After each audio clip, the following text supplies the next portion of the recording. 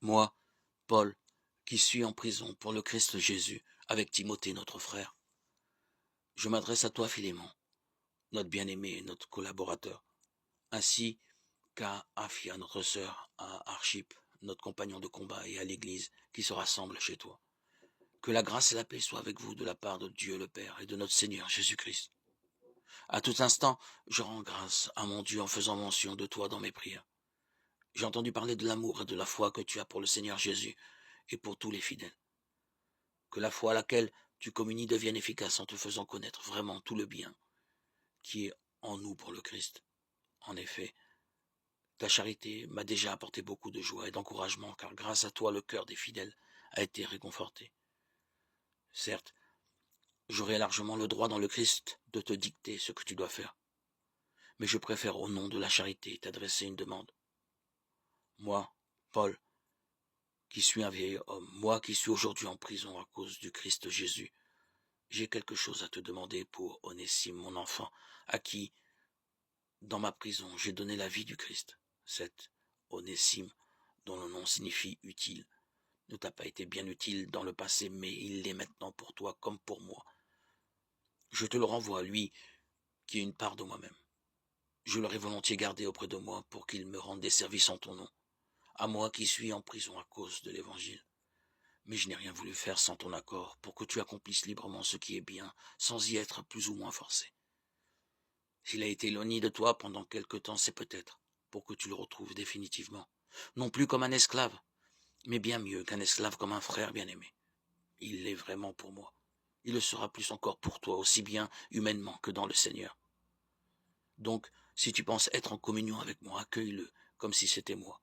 S'il t'a fait du tort ou s'il te doit quelque chose, mets cela sur mon compte. Moi, Paul, j'écris ces mots de ma propre main. Je te rembourserai, je n'ajouterai pas que tu as aussi une dette envers moi et que cette dette, c'est toi-même.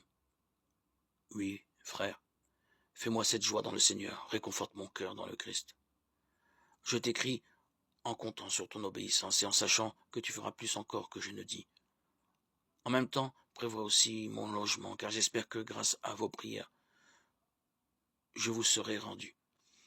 Épaphras, mon compagnon de captivité en Jésus-Christ, te salue, ainsi que Marc, Aristarque, Démas et Luc, mes collaborateurs.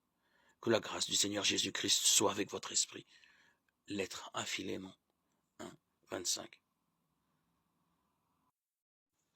Frères, vous le savez bien vous-même, notre venue chez vous n'a pas été inutile. Nous venions de souffrir et d'être insultés à Philippe, comme vous le savez. Nous avons cependant trouvé en notre Dieu l'assurance qu'il fallait pour vous annoncer, au prix de grandes luttes, l'évangile de Dieu. Et quand nous vous exhortions, nous n'étions pas au service de doctrines fausses, nous n'avions pas de motifs impurs, nous n'agissions pas par ruse.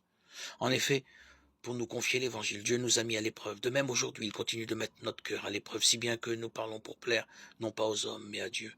Jamais, vous le savez, nous n'avons eu un mot de flatterie, jamais de motif intéressé. Dieu en est témoin. Jamais nous n'avons recherché les honneurs ni auprès de vous, ni auprès des autres hommes, alors que nous aurions pu nous imposer en qualité d'apôtres du Christ.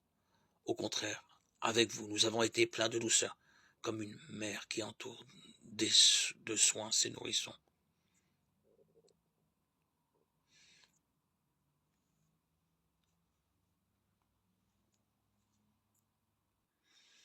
Deux Thessaloniciens 1, 7. Par respect pour le Christ, soyez soumis les uns aux autres, les femmes à leur mari comme au Seigneur Jésus, car pour la femme le mari est la tête, tout comme pour l'Église le Christ est la tête, lui qui est le sauveur de son corps. Eh bien, si l'Église se soumet au Christ, qu'il en soit toujours de même pour les femmes à l'égard de leur mari. Vous, les hommes, aimez votre femme à l'exemple du Christ. Il a aimé l'Église, il s'est livré pour elle. Il voulait la rendre sainte en la purifiant par le bain du baptême et la parole de vie.